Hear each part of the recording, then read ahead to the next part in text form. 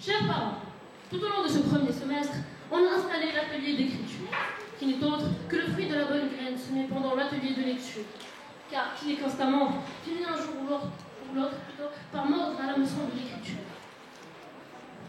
Notre projet est de ce bébé, qu'on a porté dans notre tête pendant 5 mois, avant de naître et de voir le jour.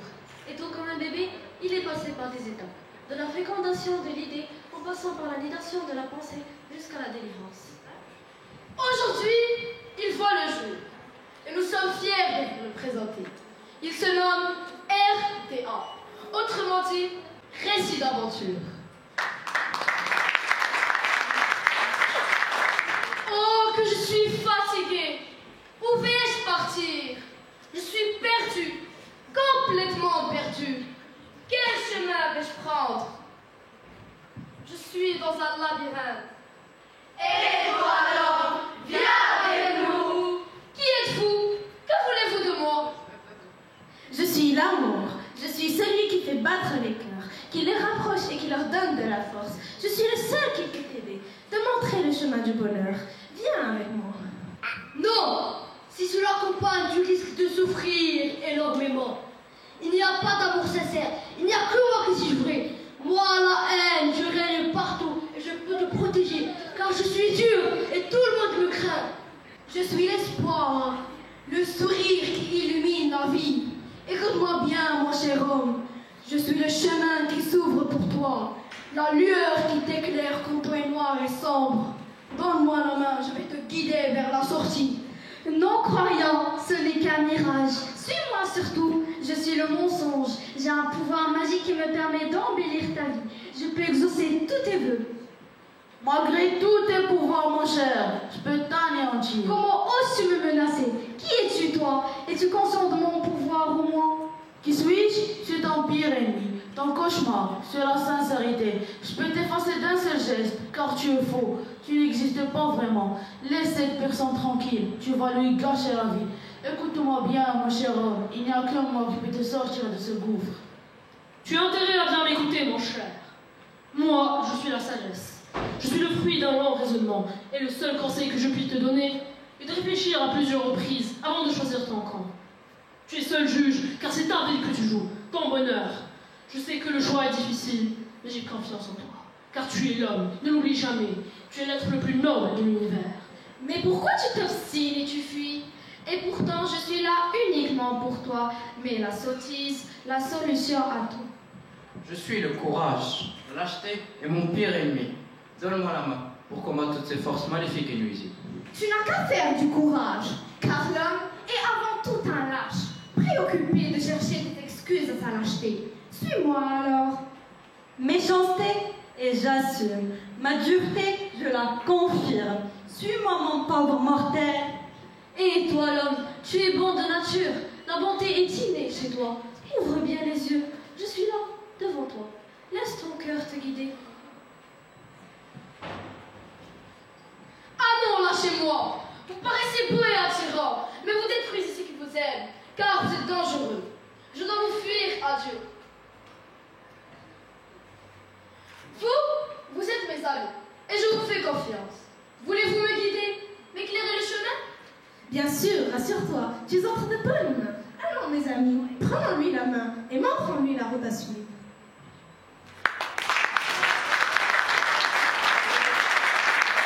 On dit toujours que les lois du mal règnent sur le monde et gagnent du terrain. Ce n'est pas vrai, le bien honorablement. Malheureusement, nous pouvons toujours rencontrer ces esprits maléfiques qui nuisent à l'humanité. Mais que faire? Il faut de tout pour faire un monde. Je vous l'avais bien dit, n'est-ce pas?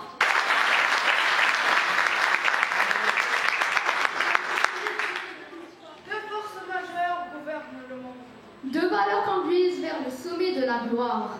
On plonge dans l'abîme abyssal. La valeur de l'argent est celle du travail. À travers les genres et les courants littéraires étudiés en classe, ces deux valeurs ont été mises au devant de la scène.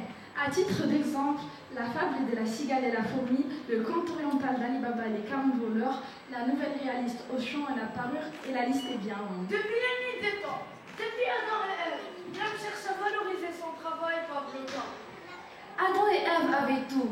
Et pourtant, la tentation les a poussés à craquer devant une pomme. Il faut de l'argent pour vivre. Mais certes, l'argent ne devrait pas être le sens de la vie, le centre de préoccupation de l'individu. L'argent est un outil irremplaçable et une utilité sociale selon le dicton. L'argent ne fait pas le bonheur, mais il y contribue. Mais la valeur du travail est une valeur morale, un devoir qui garantit la dignité des autres. C'est ça la valeur de la vie. Mais l'argent, comme le dis-tu, est-elle la seule valeur de notre société? Non, elle a la valeur que vous lui accordez, chers spectateurs. Comme le souligne le dicton, l'argent est un bon serviteur, mais un mauvais maître. Par contre, le travail est la mesure réelle qui est invariante et qui permet d'évaluer tous les biens. La nature humaine est ainsi faite. Vouloir plus, gagner plus, donc travailler plus. Ceci est notre projet pour aujourd'hui. La valeur de l'argent face à la valeur du travail. Bon spectacle! De ces deux valeurs, ainsi qu'à la méditation et à la réflexion à travers les personnages emblématiques de la littérature humaine. On appelle à la barre. Madame Tuvache pour représenter Auchan.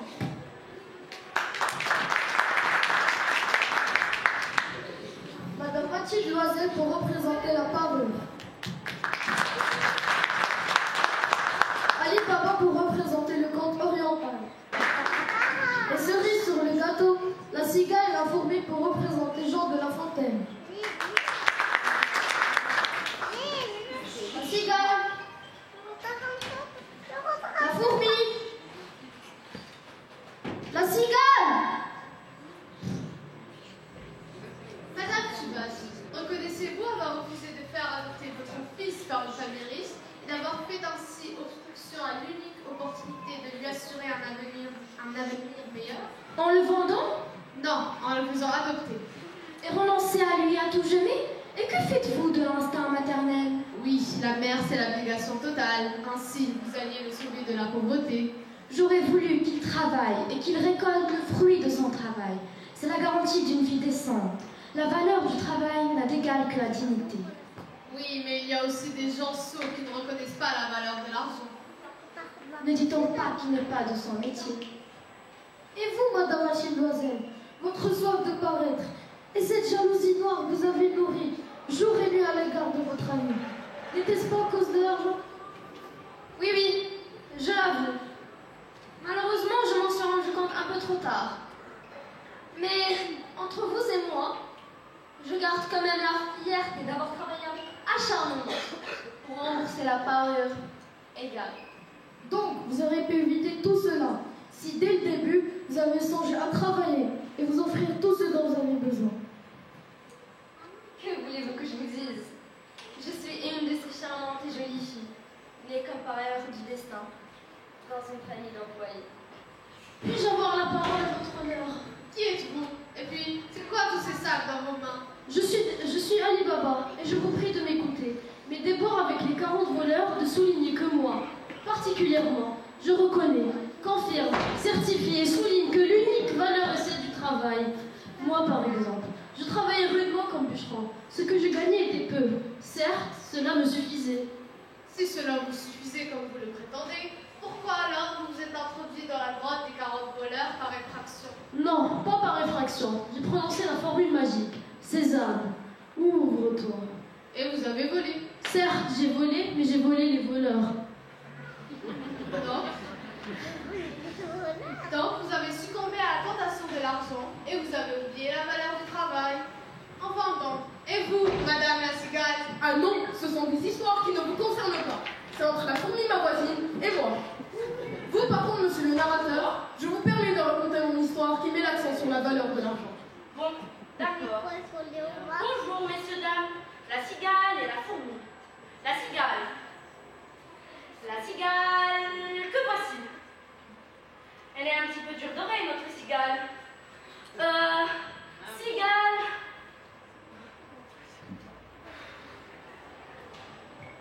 Je suis là. Te voilà. Enfin. Bonjour, la cigale. Ça va? Ça va, ça va. Bien sûr. Elle a une drôle de tête, notre cigale. Mais c'est tout ce qu'on a trouvé. Ne soyez pas désagréable, s'il vous plaît. Je continue. La cigale est enchantée tout l'été. Chanter? J'aurais voulu être un artiste. Merci. Ce trouva fort Que je suis dépourvue. Je n'ai jamais vu quelqu'un d'aussi dépourvu que moi. Ça veut dire quoi, dépourvu? Ça veut dire que tu es pauvre. T'as pas un dirham à mettre dans ton caddie. D'accord, c'est la dèche. C'est ça, c'est ça. Se trouva fort dépourvu quand la bise fut venue. Non mais ça ne va pas. Bah quoi, la bise est venue, je te fais la bise. Mais non, pas cette bise-là, le bon glagla, on se gêne. Ah, d'accord. Mais attends, si j'ai bien compris, je n'ai rien inventé, en plus, comme tu le dis, on se les gêne. C'est du Marcel Azola dans l'histoire. Du quoi? Du Marcel Azola. Tu sais, le type qui a écrit plein de bouquins comme Germinal. Germinal? Oui, voilà, c'est ça. Mais c'est pas Marcel Azola, c'est Émile Zola. Émile ou Marcel, c'est la même famille. En tout cas, c'est pas lié ton histoire. Ce n'est pas mon histoire, c'est celle de La Fontaine. Ah, ça tombe bien, c'est toi, Fouet La Fontaine. Et non, et puis zut, laisse tomber. D'accord. Se trouva fort dépourvu quand la bise fut venue. Pas un seul petit morceau de mouche ou de vermisseau. Mouche? Vermisseau? Tu voudrais que je mange des mouches? Une choucroute, oui. Un couscous, d'accord. Mais des mouches? Et puis quoi encore? On fera pas des vers de terre ou des crapauds? Je n'y peux rien, c'est la fable qui le dit. Eh bien, ta femme, elle ne me fait pas beaucoup. Remplace mouche par couscous et vermisseau par choucroute. On ne peut pas tout changer comme ça. Tu changes, sinon je fais la grève de la faim. Mais y a pas de mais. pas un seul petit morceau de choucroute ou de couscous. Ah, ça fait bien. Elle alla crier famine. Famine, famine, y a plus de choucroute, y a plus de couscous. J'ai faim et en plus on se les gèle. C'est pas marrant une vie de cigale, non? J'aurais voulu être un artiste. Oh mais c'est fini. Se trouva fort dépourvu quand la bise fut venue. Pas un seul petit morceau de mouche ou de vermisseau. Elle alla crier famine chez sa fourmi, sa voisine. N'importe quoi. Quoi encore? La fourmi, sa voisine. Ma voisine, elle s'appelle Joséphine Miro et c'est vieilles-tôt. J'espère qu'on ne m'a pas dérangé pour rien. Écoute la cigale, c'est déjà assez compliqué comme ça. D'accord. Si ça peut te faire plaisir, allons-y pour une fourmi. Vous avez quelque chose contre les fourmis? Ah non, vous n'allez pas vous y mettre vous aussi. C'est déjà assez compliqué comme ça. Allez! Et c'est elle qui dit ça. Enfin. Elle alla crier famine chez sa fourmi, sa voisine, la priant de lui prêter quelques grains pour subsister. Salut ma vieille, ça va? Comment osez-vous me tutoyer? Nous n'avons pas gardé les trois petits cochons ensemble. Allez, fais pas ta mesurette. Bon, je dois dire quoi déjà? La priant de lui prêter. Ah oui, je sais, du grain. Alors la fourmi, je dois demander du grain, mais moi, le grain, ça m'intéresse que moyen. Par contre, si tu avais 120 ou 150 dirhams à m'avancer... Arrêtez, je ne peux pas permettre. Je fais affaire avec madame, alors tu me laisses, compris? Bon, tu décides? Et quoi encore? C'est pas marqué poste là, hein? Arrête la cigale, c'est déjà assez compliqué comme ça. Vous devez dire, je vous paierai avant août, foi d'animal, intérêt principal. Un point, c'est tout. Là, je crois que vous l'avez fâché. Bah dis donc, faut pas te mettre dans des états pareils, tu vas te rendre malade. Il a raison, faut l'écouter. Dites ce qu'il veut entendre, ça lui fera peut-être plaisir, hein? On sait jamais. Quel métier? Je vous paierai. Enfin, quand j'aurai trouvé du boulot, je vous paierai. C'est quoi après? Intérêt principal? T'as intérêt, sinon je le dis au principal. T'es content maintenant? Non, mais je m'en fiche. C'est la dernière fois que je vais prendre des intermédiaires. Débrouillez-vous sans moi. Bon, c'est pas grave. Bon, tu files le fric? L'autre aurait dit, la fourmi n'est pas prêteuse, cela a son moindre défaut. Mais moi je te dis tout simplement, va te faire voir. Eh bien, t'es agréable toi.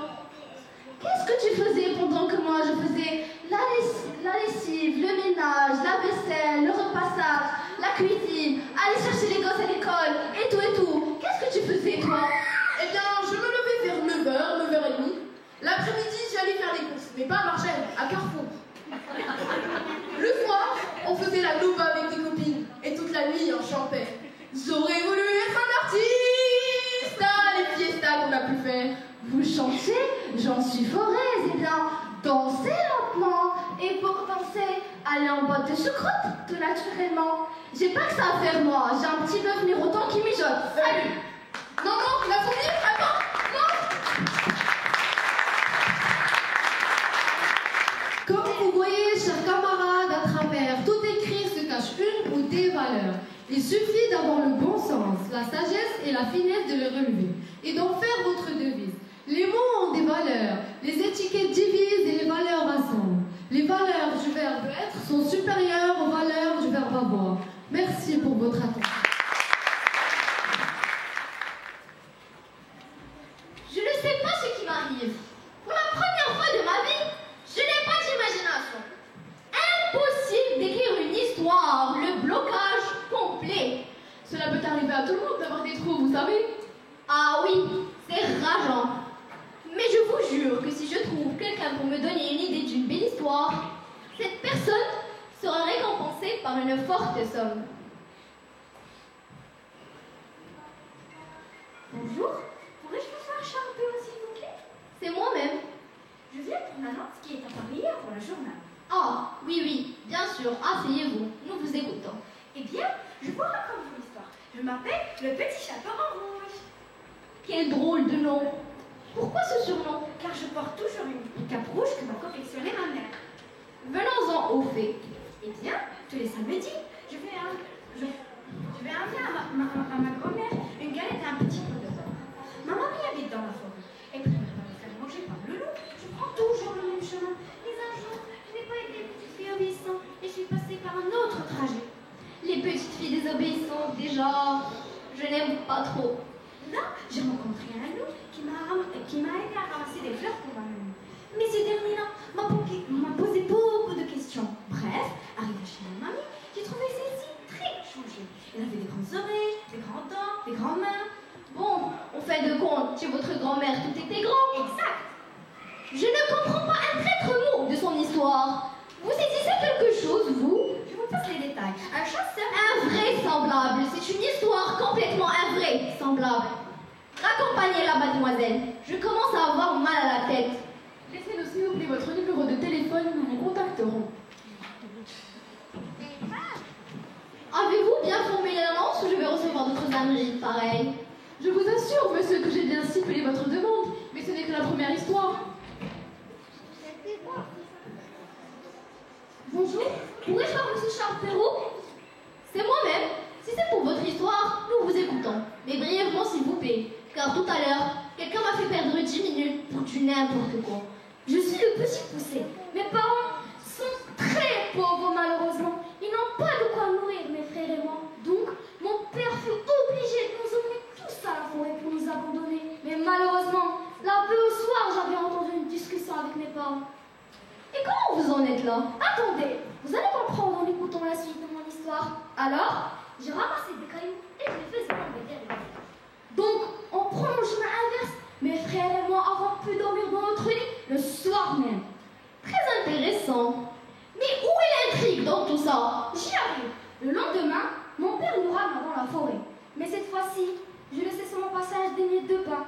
Quand un nouveau mon papa nous abandonna, tous les oiseaux des bois récupérèrent les miettes de pain. Bon, écoutez, votre histoire n'est pas du tout passionnante.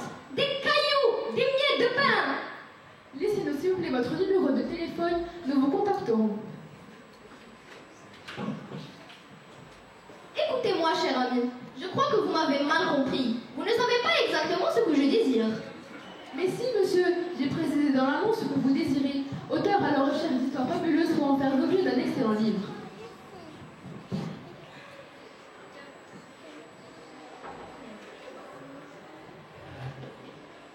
Bonjour, mademoiselle. Vous venez pour l'annonce?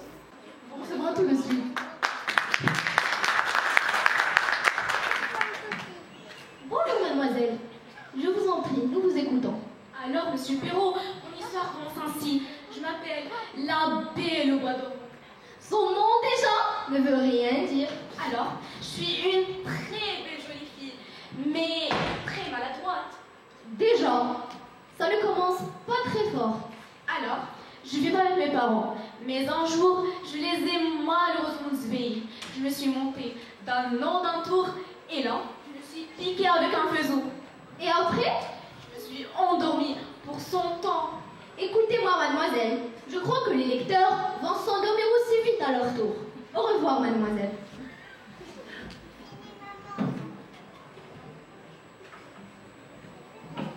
Mais c'est quoi ces histoires à dormir debout? Même un livre de cuisine ne ferait pas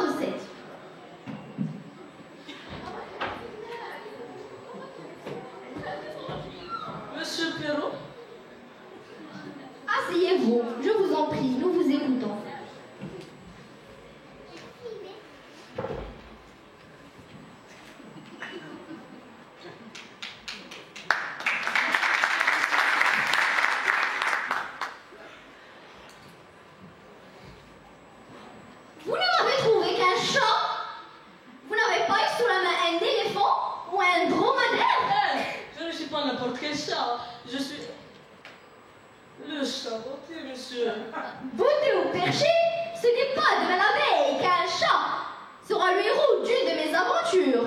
Je suis sérieux, moi. Je ne m'appelle pas La Fontaine. Très bien, monsieur, mais vous le regretterez. Mon maître, le marquis de Calabar, est très puissant. Il pourrait vous envoyer écrire vos petites histoires sur lui dès de la prison la plus profonde de ce domaine. D'accord, si vous le dites. D'ailleurs, je commence à en avoir assez de tout ça. Allô, Pierre, c'est Charles. Peux-tu venir au bureau, s'il te plaît? Oui. Bonjour, Pierre. Content de te voir. Comme tu le sais, j'écoute des personnes pour avoir une idée pour mon nouveau roman. Mais je ne reçois que des guignols. J'ai des problèmes avec la secrétaire. J'en ai marre. Peux-tu me remplacer au bureau, s'il te plaît? Je pars pêcher. Quand tu auras fini, tu sauras où me rejoindre. Ok, Charles, va te reposer. Pas de soucis, je m'en charge. Merci, Pierre. Je te revaudrai.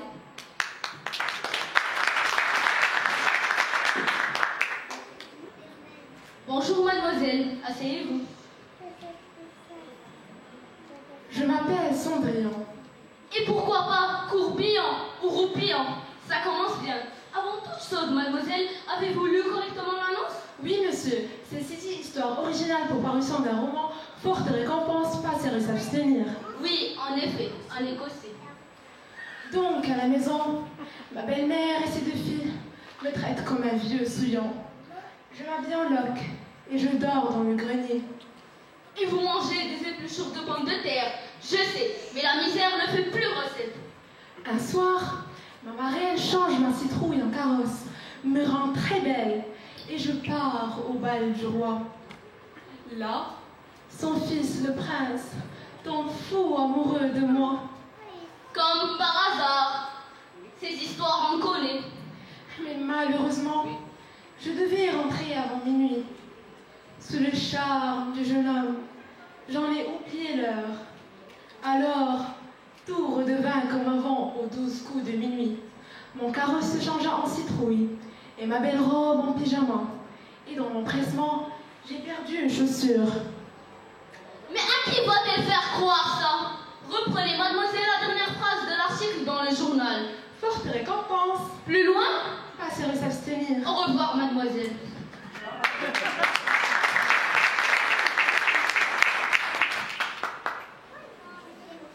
Si tous les gens sont comme ça, je comprends pourquoi mon frère est parti. Mais laissez aussi une chance à ces gens-là.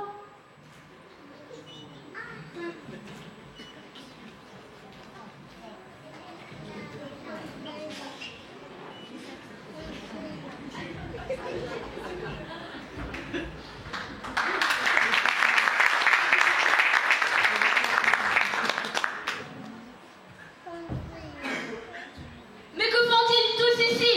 J'ai besoin d'un seul narrateur, c'est tout. Il m'accompagne. Je ne me déplace jamais sans eux. Voici, je vous présente donc Dormeur.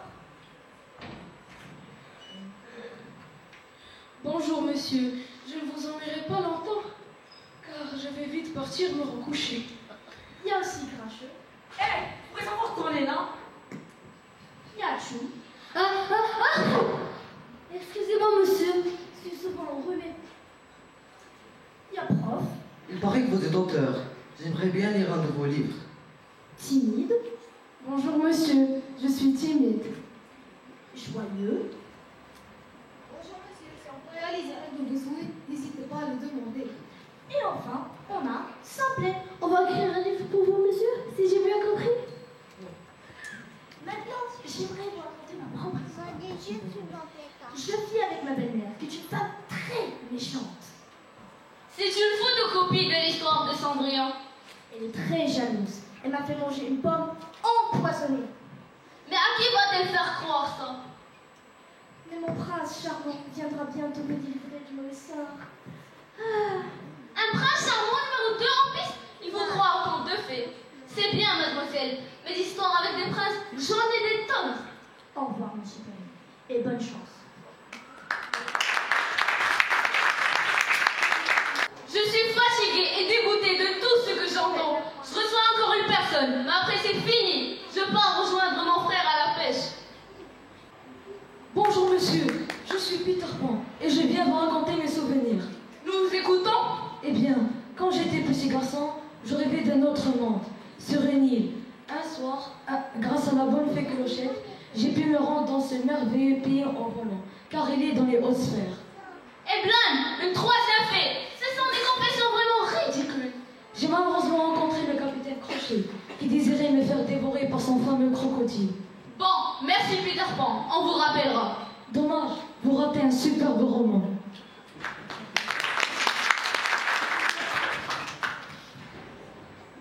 Bon, écoutez, le mieux c'est que vous trouviez un autre travail. Je suis désolée, mais je pars rejoindre mon frère à la pêche. Au revoir, monsieur Perrault. Au plaisir de vous lire. Au revoir, mademoiselle.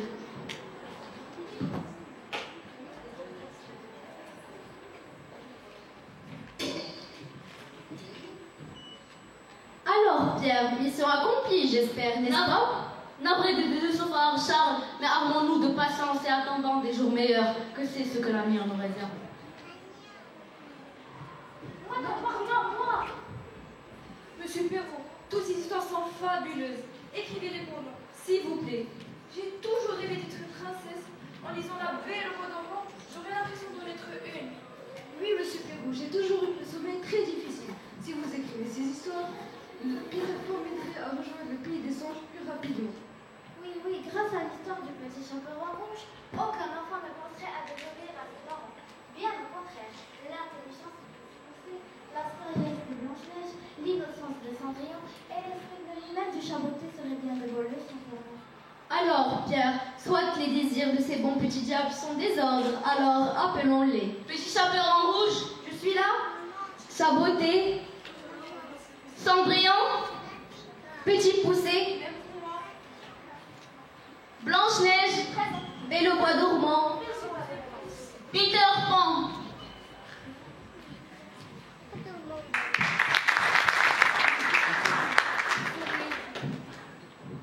Mesdames et messieurs, bonjour. Notre projet réunit deux axes importants qui ont suscité beaucoup de réactions, ce qui a entraîné une vraie polémique. Nous vous incitons ainsi à la réflexion, la mode et le conflit intergénérationnel. Vous ne verrez peut-être aucune relation entre les deux axes, mais pourtant, elle est très étroite. Entre le dialogue de génération qui se veut critique constructive et la satire de la mode, il y a un enchevêtrement des plus logiques. On vous invite, mesdames et messieurs, le laps d'un moment dans les quiz de notre programme. Bon spectacle. Les enfants, descendez, mamie est là. Bonjour. Mais où sont les autres? Va donc les chercher. Je veux pas. Mais il dort toujours, vu qu'il s'est couché à 6h du mat. Comment ça, il s'est couché à 6h du matin? Et comment ça, il dort toujours? Qu'est-ce qui se passe? Quelqu'un est mort? Et puis, c'est quoi cet accoutrement? Vous êtes invité à un bal masqué? Ou bien, laissez-moi deviner. Et puis non, Halloween c'est déjà fini. Mais mamie, on n'est pas déguisés. C'est notre style, il est swag, il est décontracté. Tu sais, maman, comment est cette génération? Qu'est-ce qu'elle a cette nouvelle génération? Ne vit-elle pas sur la même planète que nous? C'est toujours la même vieille histoire. Chaque génération critique la précédente. Une minute, je vous prie. Vous ne trouvez pas que cela devient agaçant à la langue? Certes, notre génération a des défauts, mais comme la vôtre, on a aussi. Notre génération, elle au moins, était basée sur des valeurs sûres. La nôtre aussi a ses mérites. Et ces valeurs dont tu parles sont universelles. Elles ne sont pas propres à une génération particulière. Vous savez qu'au XVIIIe siècle, pendant le règne de Louis XIV, Montesquieu, un des auteurs lumières, a fait dans ses lettres persanes la satire de la mode des Français. Pendant ces temps-là, je cite la page 68 de la ligne 1 à la ligne 4. C'était le burlesque et l'absurde à la fois. Notre génération n'est pas aussi ingrate ou ignorante que cela vous semble. Et autre chose, mamie, cette année, dans notre programme de français, on a étudié une belle pièce de théâtre contemporaine de Ahmed Madani, dont le titre est « Je marche la nuit par un chemin mauvais ». C'est une pièce qui nous a poussé à la réflexion, car la thématique sous-jacente est le dialogue entre générations. En effet, on nous montre à travers la communication entre un grand-père et son petit-fils que tout séparé au départ, à commencer par le mode de vie, l'aspect vestimentaire, le goût et les préférences, genre, musique, alimentation. Grâce au dialogue, ils ont pu se rapprocher et faire concession de part et d'autre. Ainsi, la réconciliation a eu lieu et la complicité est née, suivie de la transmission des valeurs. effet, chaque génération s'adapte à son temps et suit la tendance. Mamie, père et mère, faites un pas vers nous pour qu'on en fasse deux vers vous. Guidez-nous, montrez-nous le chemin et éclairez-nous par vos conseils et non par vos critiques. Ensemble, établissons le dialogue. Donnons-nous la main, car vous êtes le flambeau qui va illuminer notre chemin pour qu'on ne soit pas cette brebis égarée. Sans votre soutien, on est perdu, vraiment perdu. Wow.